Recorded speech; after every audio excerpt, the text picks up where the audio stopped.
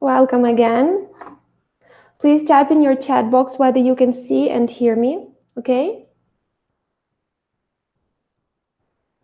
We had some issues with the connection, but now we are back. Could you please write in your chat box whether you can see and hear the presentation and my voice? Yes, yes, okay. Okay, great.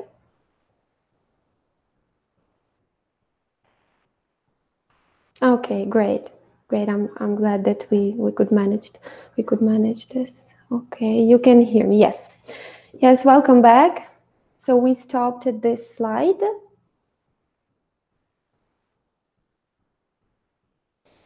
And again, just as there are many ways in which a sound is represented in print, its spelling, there are many ways of pronouncing the same set of letters. Consider the following: read, bread, and break, where the EA is decoded as 3 different sounds. And again, the task for you. Please type in your chat box what definition fits best with the word blending in the context of language learning. Write whether it's the answer A, making a strawberry smoothie, or the answer B, putting graphemes together. So A or B.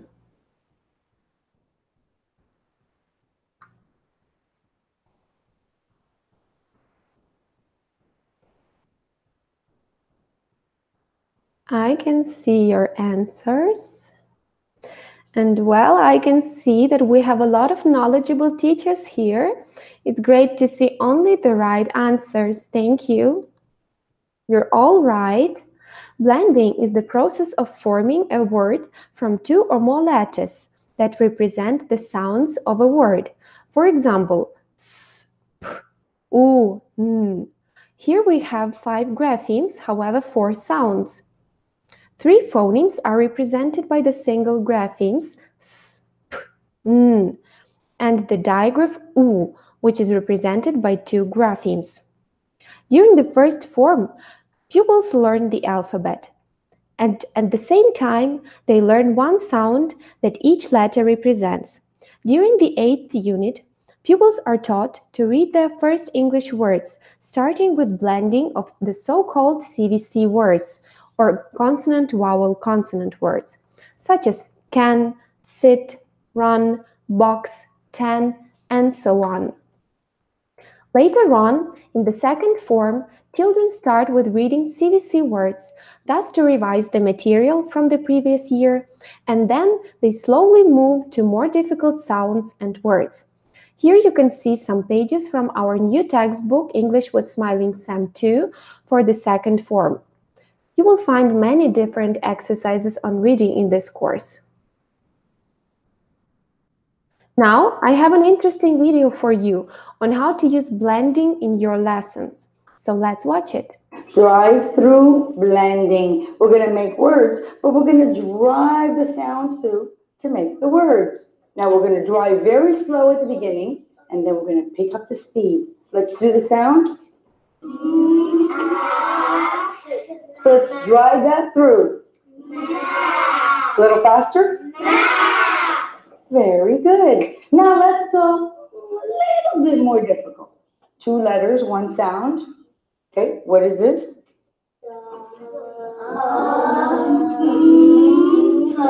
So we're going to drive through. But nobody really talks like that. We don't say So we need to pick up the speed a little bit. So let's go. Let's go a little faster. Thumb. Okay, very good. I think you're really getting this.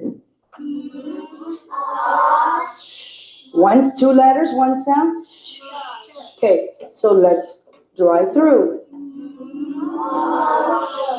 A little faster. A little faster. That's it. What is the word, David? Much. That's too much food. I don't think I can eat it all. Now, I'd like you to do the same thing that I did on the board. I'm going to give you each a tray and a marker, and you're going to write your own words and do it with me with a little car.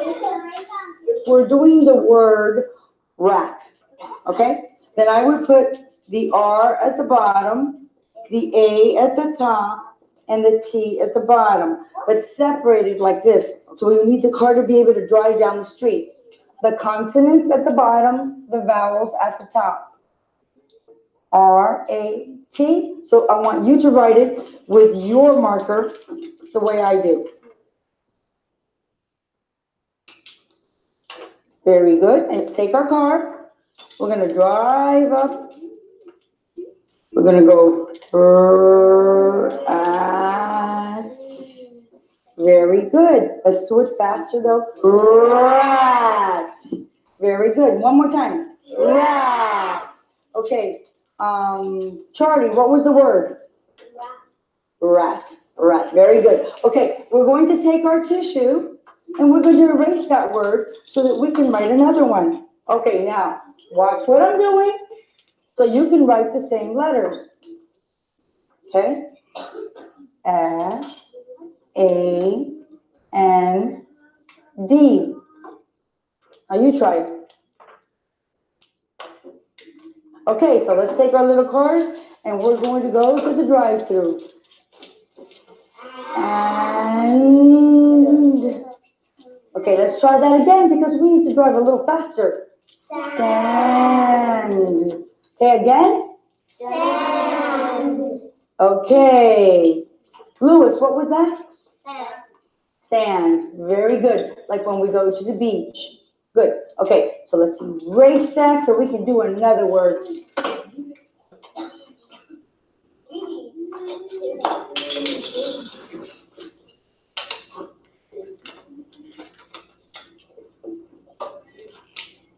All right, let's try this together.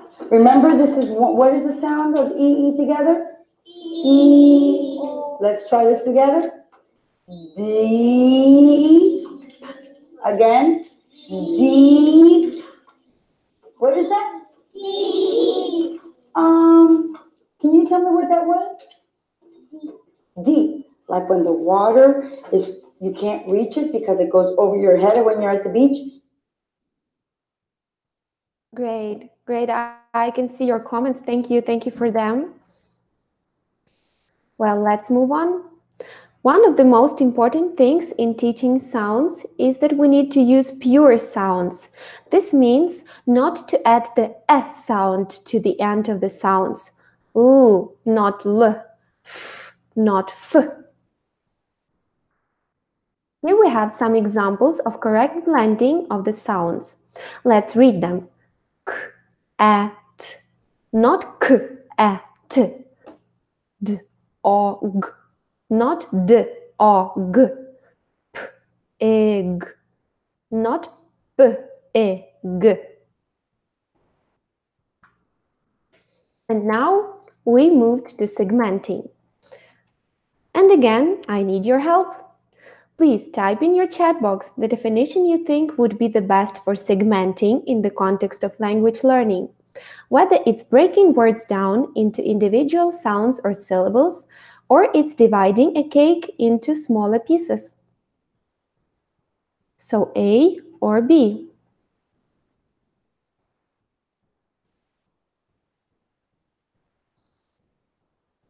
And as always, you are right. Yes, it's the answer A. When we want to spell a word using phonics, we can use segmenting. We think of the word we want to spell and try to identify the phonemes that make up the word. For example, the word spoon can be segmented into 4 phonemes, 3 single graphemes and 1 digraph, as we've spoken before. And now let's have a look at the other examples of segmenting. Please use your chat box and dashes to segment these 3 words into phonemes. Try to think about digraphs and trigraphs.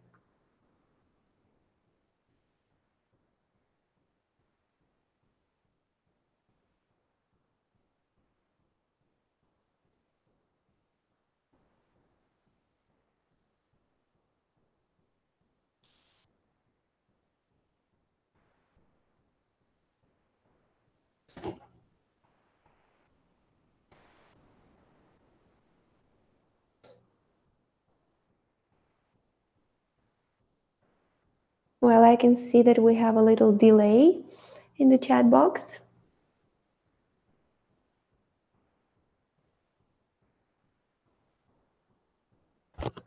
Please try to use dashes and segment, for example, the first word, run. Okay, I can see the answers. Great. Great.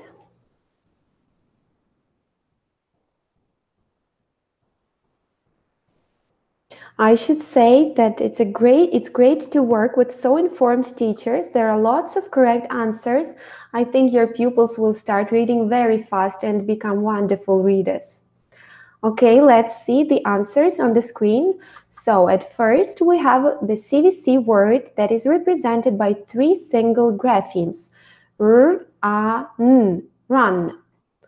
Then we have the name Nick that is represented by 2 single graphemes, N and I, and the digraph K. And the last word is chair that consists of the digraph Ch and the trigraph Air. Great. Great. Okay, and now the silent E. Please type an example of a word with the so-called silent E or split digraph. And a little tip for you, this letter is usually placed at the end of a word.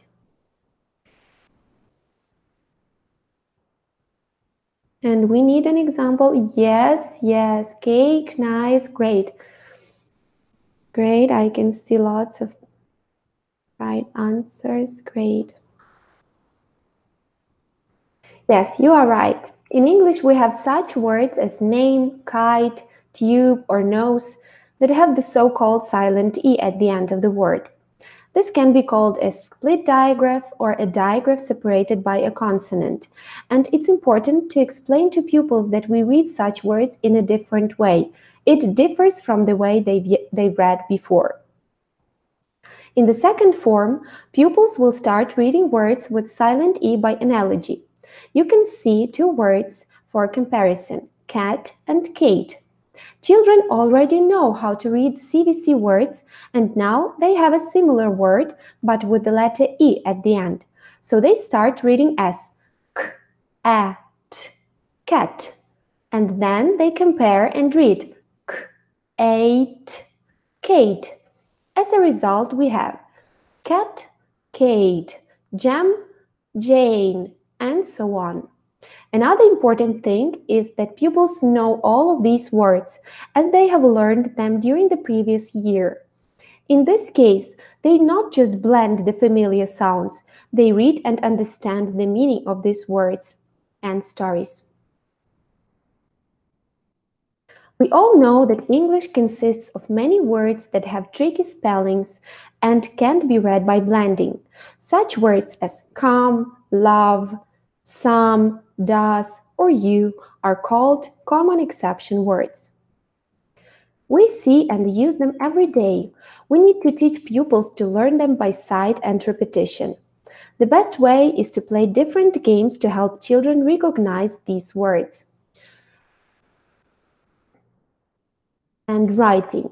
During the first form, pupils fill in their ABC practice books and practice their handwriting.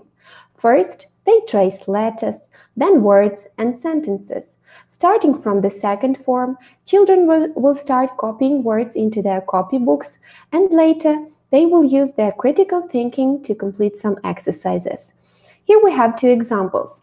The first one is exercise 5, page 15. The task is to copy the words with numbers.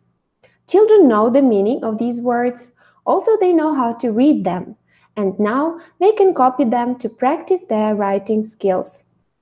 And in the same time, remember those words better. The second task is exercise 3, page 18. To complete this task, pupils should use their critical thinking. They should find and copy the names they've just read. I think we all understand that quick success in reading can be often followed by a big frustration, and we need to learn how to keep our pupils motivated. I will appreciate if you share your experience and write in your chat box how you motivate your young learners.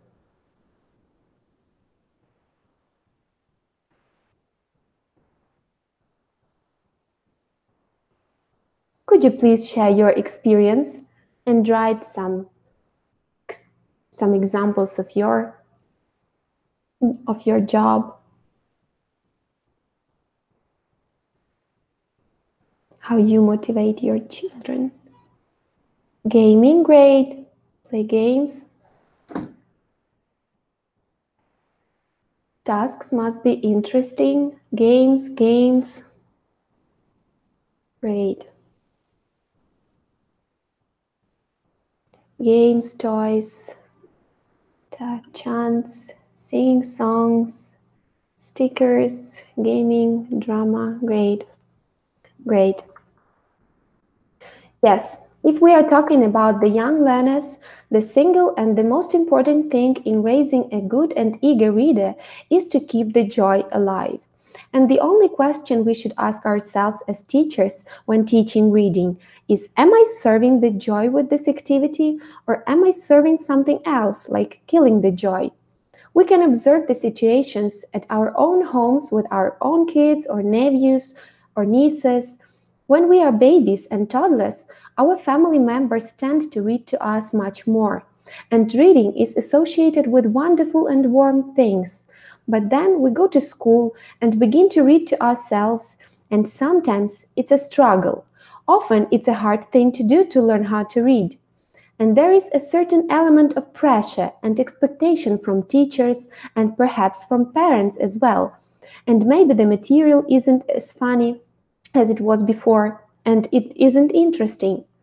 And little by little, we begin to associate reading with pressure, duty, and something that demands responsibility.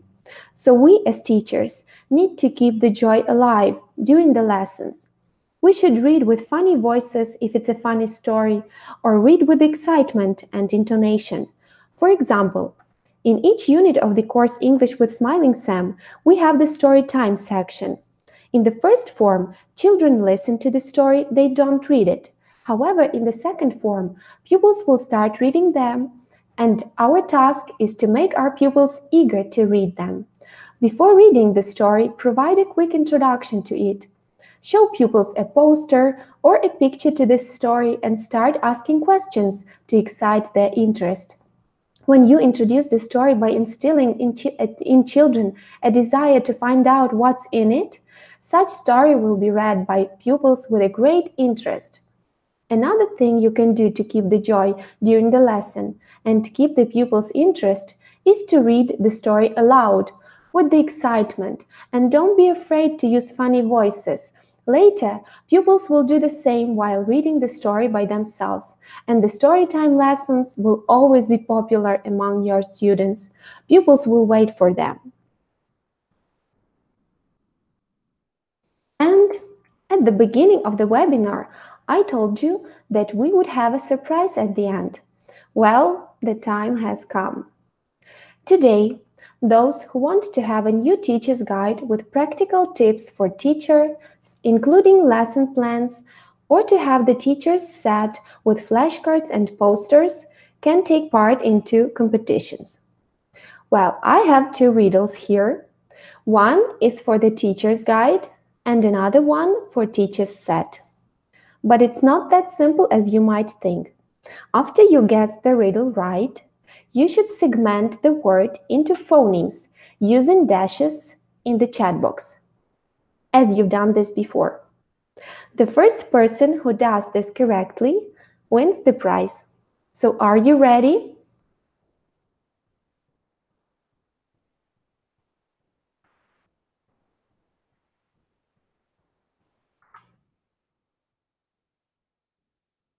Here you have a set of phonemes that can help you. And the riddle is: I am a room, but you cannot enter me. Sometimes I'm poisonous and sometimes I'm delicious to eat. What am I? So please, write the word and the answer. You should segment the word using dashes.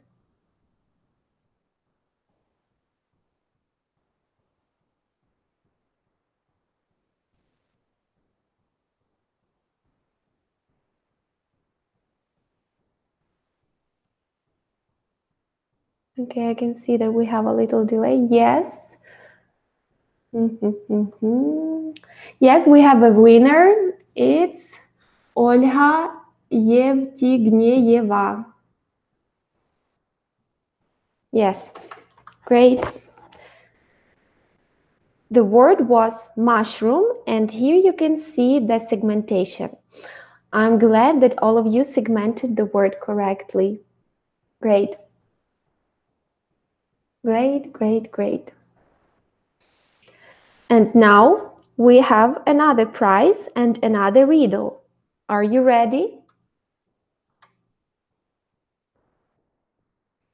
Here again, you have a tip. And the next riddle is, I can wake you up in the morning without electricity, batteries, or winding. What am I? But remember, you need to segment the word using dashes.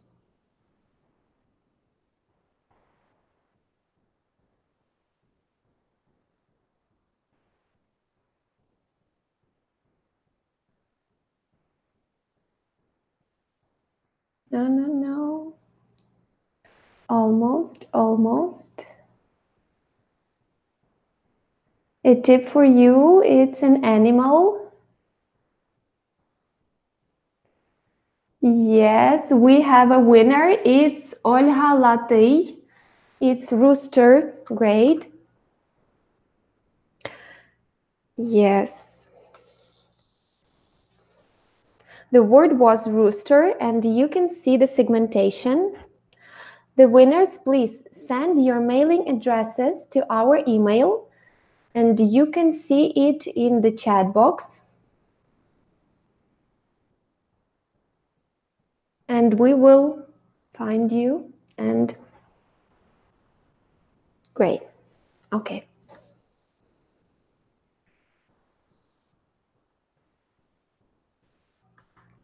Well, the presentation is over, and now it's your time. You're welcome to ask me your questions based on our subject and according to the webinar. I will try to do my best to help you.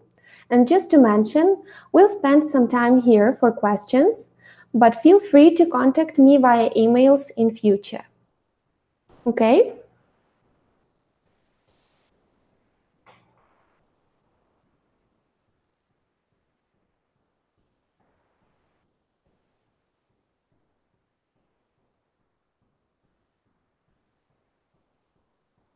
Maybe you have some questions according to the presentation. Maybe you didn't understand. Maybe you have to ask me.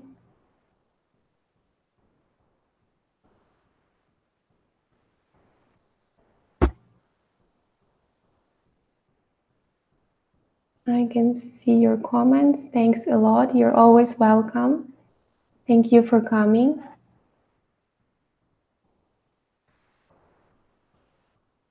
Thanks.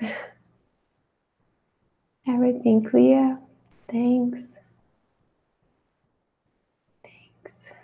Thank you. Well, about teacher's guide, I have a question about teacher's guide. Yeah, it's not already in stock, but I think in a week you will be able to buy it. It's very useful, very interesting, great. I can see your comments and it's wonderful to read them. Thank you, thanks. Thanks. Thank you for a good presentation.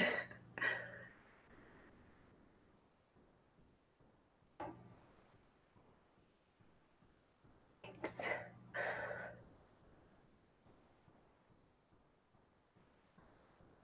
Well, thank you for your questions. I can see that all of you you're writing me. When do I buy teacher's set for the second form? You are welcome to visit our website, and there you will find the phone numbers that you can call and buy your teacher's set. No questions, everything's clear. Great. Great.